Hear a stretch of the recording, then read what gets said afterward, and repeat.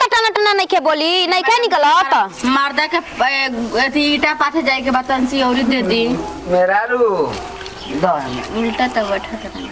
होने नहीं के बैठे कोई जे ऐसा जे हमर लेनु छोरानिया लागी पिछवाड़ा पनू मैं अभी बुद्धि खुल जाई तलाक से द करम फुटा रहे हेने करा ई का है का हो चाचा मूवी के दाना का देता है लम त कहि रहता नहीं हो गइल का ए दादा अब तो चित्रकूट जाए के पड़ जाई हम त कहीं कहां जीवो चित्रकूट चित्रकूट कहां बा आँखा जहाँ बनेला चित्रकूट कहल जाला चित्रकूट ना कहल जाला मास्टर आइन है देखला धरी सब बहनी पापन का है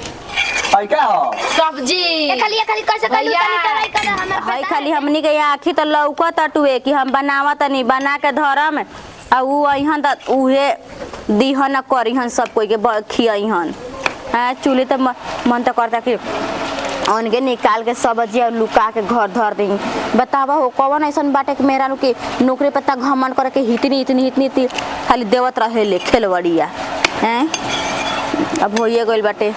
झट में नेथी करके उतार दी हो ना तो सब बदक जाते थी हो जाए अभी ना बनल का हैं बनिए गइल बाटे होइए गइल बाटे कैसे बन गइल हो गइल कितना देरी ले बन जाला हो जाला साफ दिमाग बर्बाद हो गइल बा का बुद्धि नहीं के खुलत आदमी ठीक कहला कि पागल सन का के ना 2 रुपया देदा पर 2 बुद्धि मत द हाय चूल्हे में आगी बहुत के खाना हो गइल बा बस खाली उतारे के बाटे आई झाप लौकत आई झाप एक झाप मारम नु त मैं लौके लगी कमातानी हमारे नौकरिया से सब पोसाता बड़ से लेके बूढ़ से लेके जवान से लेके लड़का बच्चा सब बुझाइल हमनी कुछ कहत नहीं बचिया हां बचिया कि मैडम जी हां मैडम जी तो हमनी कुछ दाद दिखा हेले छुआ दिखा है ओठवा पर हैं छुआ दी ओठवा पर कब सिखा पड़ के मैडम जी कह जा मैडम जी अब हो गइल बा खाना रेडी सब कोई के बोला दी खाए खाती हम बोलाई हमारे गरज बा मम्मी जी बुची जी हां भाभी करने बनी आई आवा सरे आवा सन खा लसन ये कैसे मैडम जी बोलता नहीं रवा सबसे सब बड़ है जाना हे भगवान तना हमर मूड डिस्टर्ब हो गइल बानू कि का करे खाती हमर मत कहां बड़न पानी लेके आम तनी से बुची जी मछड़िया बुची जी धोवता नहीं उखेलड़िया कहां भी आप कह दी हाय पहले बनता त आदमी के दे तनी सब आदमी खा ले बुझाइल ओकरा बाद मछड़ी के पीस आई हम गिना तनी कगो बा फिर छना जाई त हमरा के बोलैसन आ ओकरा बाद से फिर बनी तब हम बाटम भाभी कॉपी सा पीस मांग लेनी भाभी इने दरा गिनाई कता ना बारे कनी के कहीं हमार त दिमाग खराब हो गइल बा कि मैडम जी कहसन मैडम जी कहसन मछरी में सुनाते नहीं के मैडम जी कहे के बता सुनात नहीं के एकदम दिमाग खराब हो गइल बेटे हैं कने के कॉपीस बाटे आ वो कहां बाड़ा ना के हमरा घरे का जानी बबू करने गइल बनी लोटा के पानी ले लाइम ता भैया हो अरे खमा थानी आ दे तनी मच्छर भी आइल बौसा आ वो कहां बे डमरुआ अभी सब्जी हो गई बा सब खाए के बाटे उतार बुढ़िया कहां बिया भाई अजी बाबा जी हां तंजी तो इधर के डमरू कहां पे आऊ ये का बड़ो आहे दादा कहां रहा कबे ले जो तनी के बता गोड़ दबे बा काने रहा हैं तो हो तो हमरा देबू हमरा के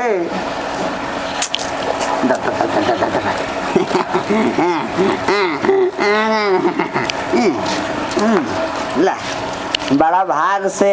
मेहरारू के सेवा करे के मौका मिलेला हैं अरे हाथ देखा था अमी पका दी ए हां ए तेरे सेवा पानी करत गइनी मेहरारू के तो दुखाता ऐसा हम उसको सटावा हां ला पूरा ई का करत ला बुझाते नहीं के एकदम से नहीं ऊ का कहते निकालत आदमी कुल बिया सेम क्या ओ बुचिया खा ले मैडम जी लिया थोड़िया बा के रे तोरे करम तबे सुनाई ओ अरे 1000 के नौकरी पर 2000 के दाबे कहतनी देखत हूं ना आगन बाड़ी रे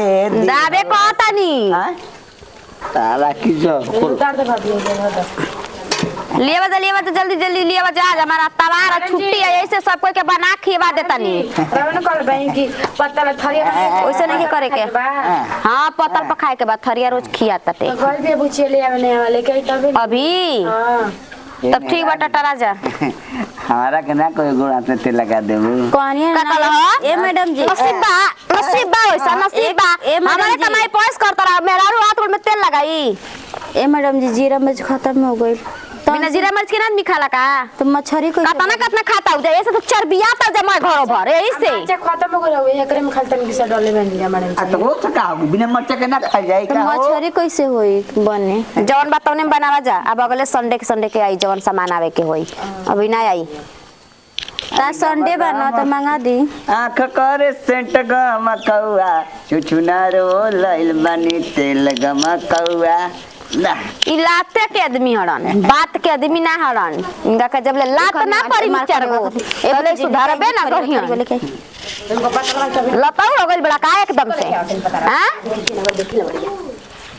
बाकी एक बात कही लेकिन नौकरी में गुण तबा सब कोई तरह से डरा तक मोहटाराइन है मोहटाराइन लोट गिना तनी लोट तब सब डेरा तटुए कने के हमरा के जींस पैंट किन दो जींस पैंट का होई जींस पैंट तना माई के बरात बता का जेबो में माई के बाबू के परिचय माई के बारात बाबू बारात बाकी बा हैं चुपचाप रह आती रह जा देखा त काने बाई संजा त जल्दी लेके अब पतल हम बाट उठ के सुतम एसी चालू करे बड़ी रूम ठंडा हो गल होई कल तवार हो तो का हो गई आ तवार त ऐसे मतलब का भइल आराम ना करी तनी आराम ना करम आ अरे बाप हो बाप काज ने कब खबर आई घर में से कि खाना बन गइल बा हाँ तो विधि विधान से ना आजकल कुल काम होता है हमारा घर में एक जानी बाड़ी जितना भर कह तरी उतने भर ना काम होता टे हे भगवान बुखाने तो बुझाता कि एकदम से हमारा बीपी लो हो गइल बाटे जाई बा देखब तो और हम एथु क दे बतावत रहते कि कौन चीज के तनी बनावे के बा कैसे रहे के बा कैसे खाए पिए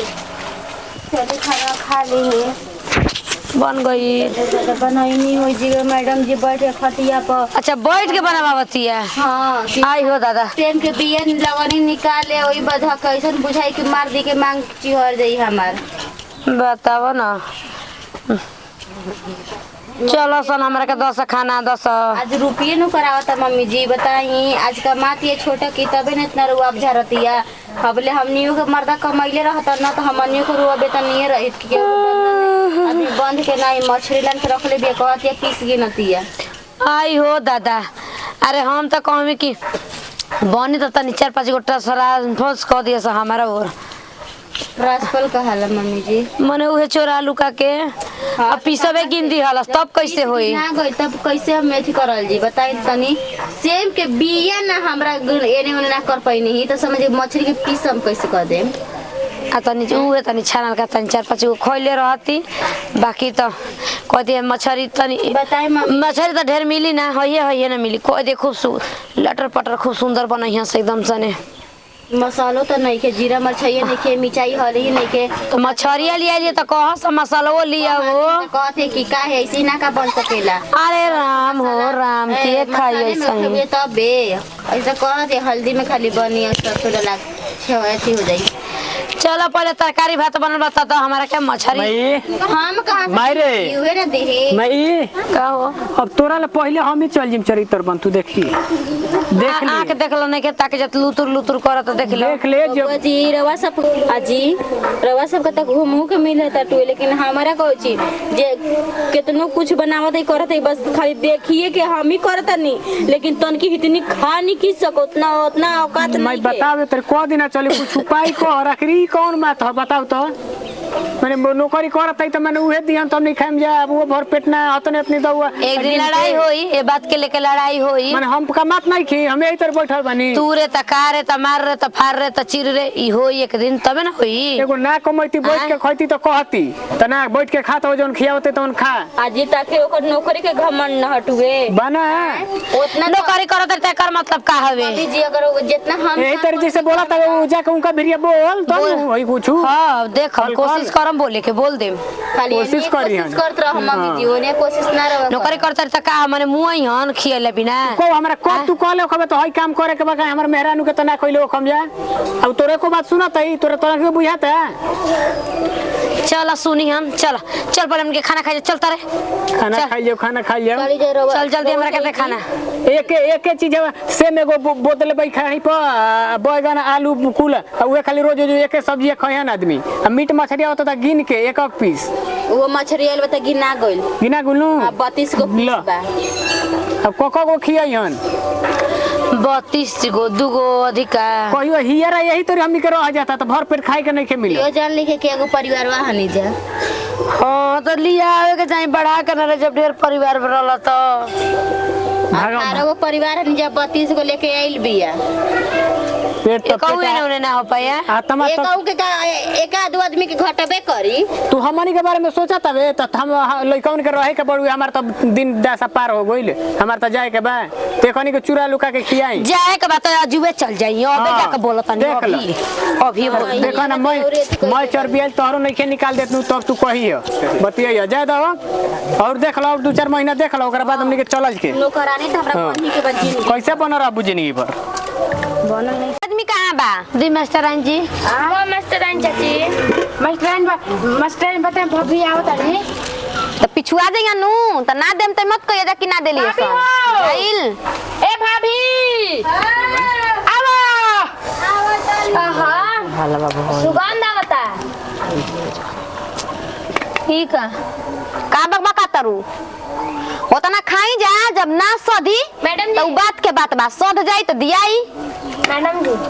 एमे कबे रखा के बटे बिन मछरियो बना तो फिर बताओ फिर बनी बतावा हां तोरा तो मछरी से खा ले जी दादा भाभी दादा जब काट देनी ना तो आगे के पालन करे के होई बुझाई ला आई ढेर लागता है भाभी सब्जी द अरे ना हो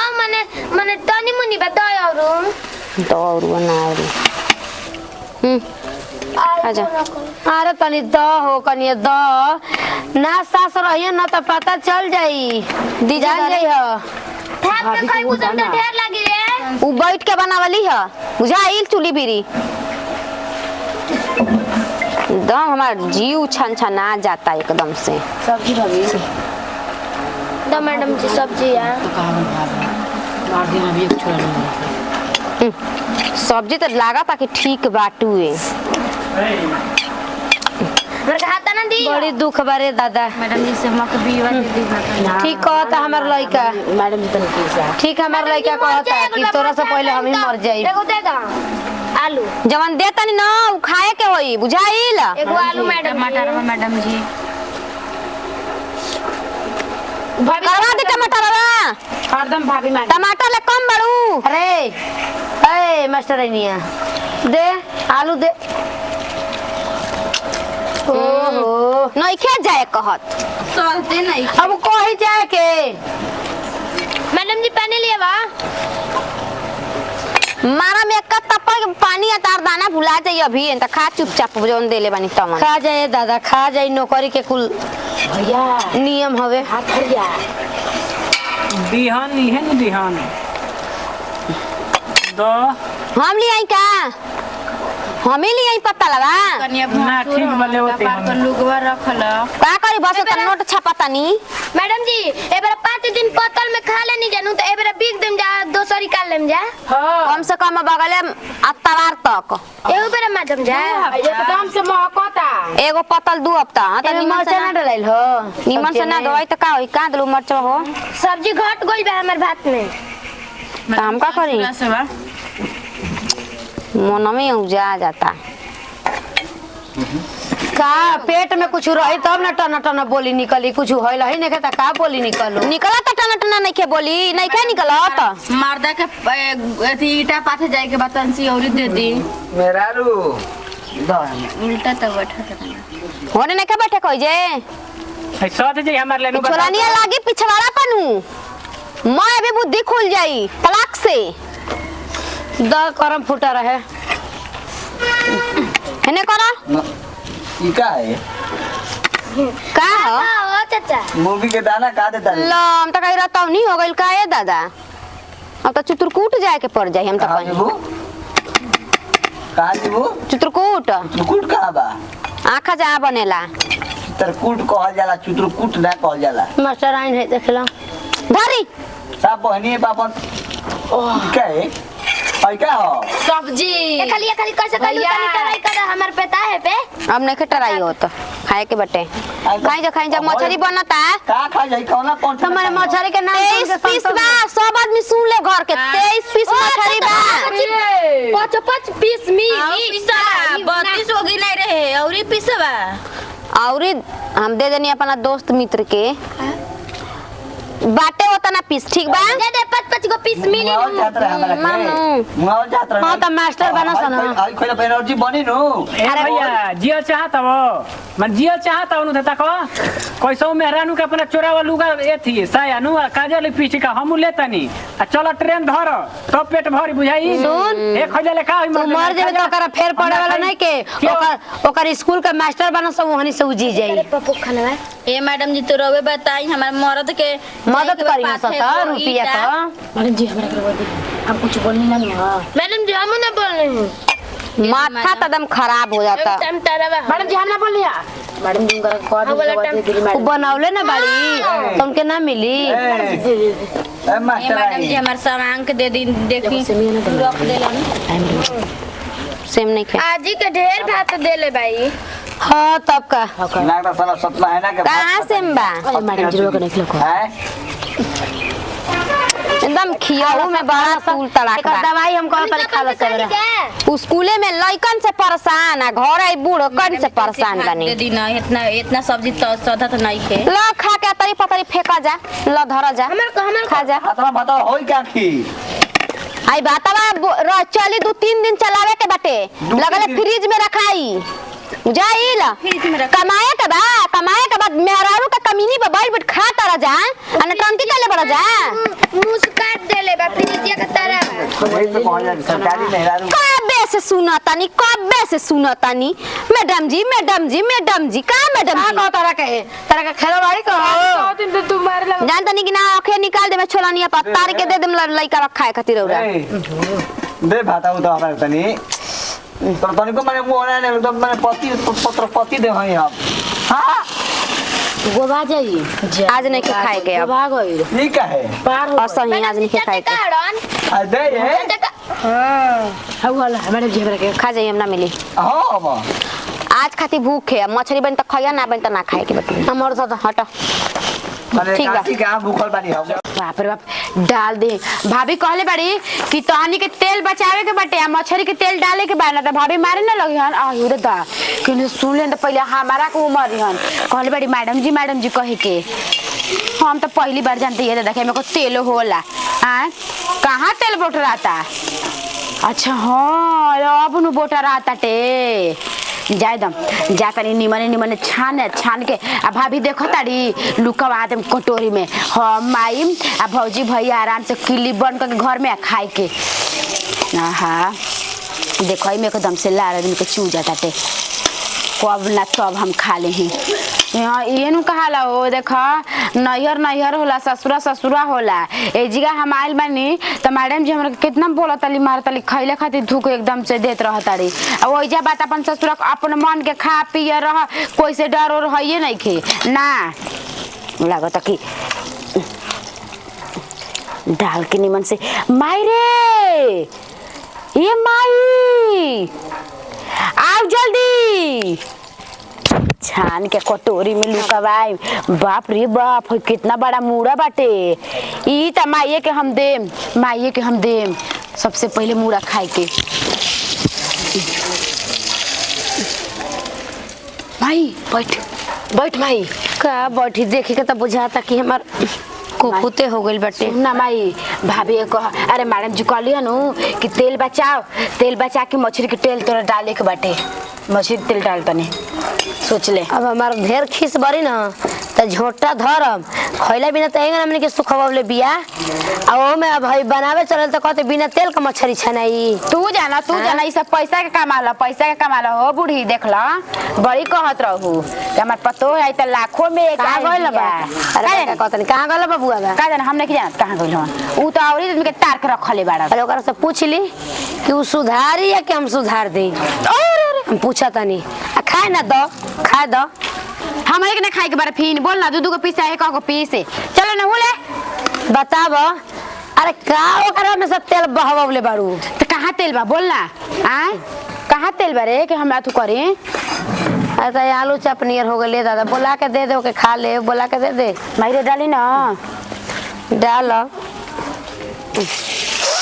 अरे बाप ओ बाप कहाँ गल रे हम देखी रे देखी अब तो बताव तनी सगर आए रे ते तू छनती तो हम बैठ के खइती तू काहे होंगे तो पता री रुक ना है तेरा बड़ न पड़ता थरिया देखत नहीं की बता ओ चलियो कर पेनिया रे हे तरह रहुए आ सुन ना मायरे डर लागत भाभी का नहीं कहो दिन तो रोबा एकदम से खरकट बैल खा लिया हमार बखारा खा लिया तू छोड़ो हमार बखारा खा लिया माई अब हम सामू कीड़ा माइन करे के बाटे अब हम ससुरा जाए माई मने खइला पिला खातिर सोच हां त का करबू जेबे ना करबू एजा सुखइबू खा के अरे खा के कहतनी बिना खइले ए जा हम ना रहम देख लेनी खइ पेट में गुद्दी रहला तब ना बुद्धि काम करेला और ये खियौले बड़ी त का काम कर हां मछली बनता 5-5 पीस मिले नु हट खेलवड़िया 5-5 पीस खइहन दूधू का पीस के फेड़ा में आइए नहीं की उठत रहले रे का जन तोनी के पुआ बत्ती जी ना होतन सो तोनी के खइले भी ओट पे लागल बा मछली हां सुता रही तबे हम तरह के देखनी है परसों जने छोड़ा दे ही हम खइनी ह त हे भगवान हम ख अरे बाप रे ले ले बड़े काहे हो रे हमें ले ले बनी ले ले आओ खा ले अरे माई का लेके गोइल हिया कहां कुछ ले ले रे तू दूर से का दिया मैडम जी का दिन हे भगवान मैडम जी बैठा हम बता ता आदमी काहे टूटल बाटे जा आ जहां एक पिसवा हटे हट जहां एक पिसवा गबड़ाई काई देखा तो कि ना छोड़निया मार के पीट के चाम कबाड़ ले मैडम जी दादी लग गोइल हिया का दादी तो पीस लेके गोइल हिया लुकवाई के लुगा में ये गुड़ा माई पीस ले खेल बड़े कॉलेज के लग माई के पटीशन लेते मैडम जी मैडम जी रो सही बात मारी मैडम जी तू माई के पटीशन लेता रू काहे के देलो पीस निकाल के नेबा के लेके गोइली मैडम जी हई देला हन के दूधवा वाला और रुपया बाटे 15 रुपया बनू हां एही से कहना तनी कॉल लिख के थी ओका 35 रुपया है 20 10 30 25 रुपया ना बा 20 रुपया नु हां 5 गो मैडम जी तो 5 गो होई एगो दू गो तीन गो चार गो 5 गो होई यही तरह राजे बुझा यही तरह हां तो अपन स्कूलिया में ले जात नहीं खू तो कहानी जल्दी छान के थी कर मैडम जी आज लेके गोइल भी मछरी तेल नहीं खे तेल नहीं थे मछली देख तेलवा का बैला कितनी निकलल है ना हई का निकलल ह खाली मैडम जी ना रखो अभी बाद में खाई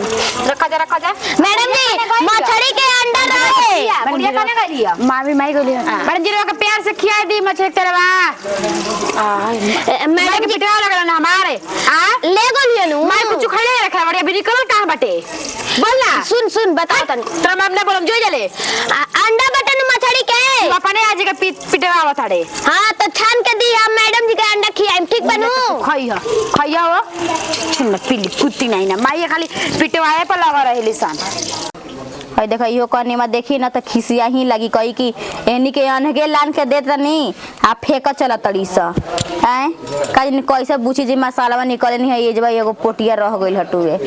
नयका लहसुन काटना छीले में निकला था भतिया एकदम बड़ा की काजी मम्मी जी खूब तू अस्थिर है बन बैठल बड़ी ना रे हेतने तने देलसी ह त मने ढेर तोहनी के अड़चा तारू सब ठीक करते तोहनी लायक हमारा लायक ना चल जल्दी बनाओ रे हमारा भूख लागल बा मम्मी जी वो बनी तबे आदमी खई है ना आधा आधा टूकी ठीक ना और रास्ता में तो घोर दिया से तर मिस के हमारा तो मन करता ना कि बना के धके खाँच दी वही में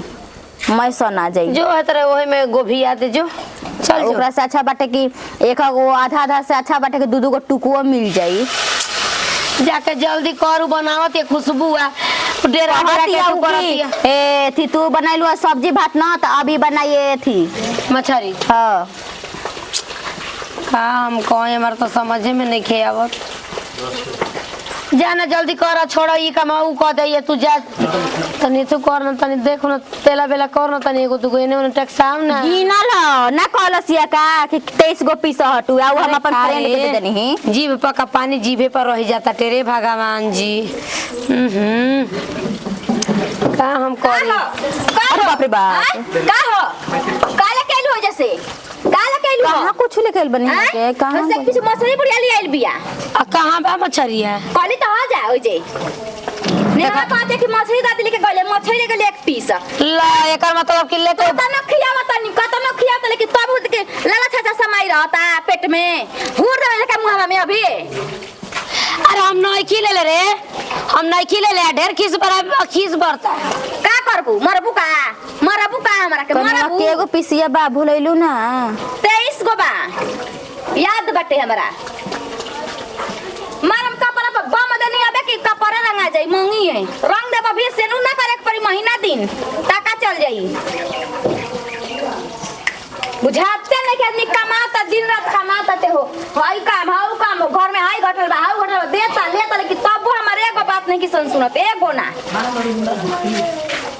कौन नंबर जूता बा मैडम जी है लगे आई लिया आज ही हमारा ले ले बनी रे हां ले ले बनी धक हैंगन छोटा बना का डॉग जी की हमार छोटा बा ओ मैडम अरे बाप रे बाप हमार छोटा बा आनी तारा बैग में से हमार छोटा बा पागल है रे हां देखो तू खियावला भी हमने के मुआवले बड़ू खियावला में मुआवले बड़ू नोट के घर में भइल बाटे नोट के घर में हां तो गिरा देले पिता गइल बा जब जीव पिता का हमर छोड़ले बड़ू तू खया सन तनी के देता मार ठीक हो मार जेतने नहीं की बोलता नहीं उतने चढ़ल बड़ू का पार पर खेले बढ़िया मम्मी जी मारे में निक लागल हटुए जी मैडम जी चियर करू कर तू ले चल के ले आई हन अरे माई तहरा के मारे करे तहरा के मारी तल फल भइल भी मार ठीक कैली मम्मी जहां तो सफाई करी लेनी आज अभी मास्टर आइन के आदत छोड़ दी हली